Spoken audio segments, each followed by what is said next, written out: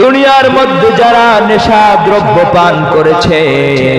যারা মদ খেয়েছে, যারা নেশা করেছে, সেই সমস্ত বান্দাদের ব্যাপারে রহমতের নবী বলেন তিনাতুল খাবাল পান করাবেন। সাহাবীরা বলেন ইয়া রাসূলুল্লাহ, এই তিনাতুল খাবাল এটা কি? আমার রহমতের নবী বলেন যারা দুনিয়ার মধ্যে মদ পান করেছে, যারা নেশা দ্রব্য পান করেছে,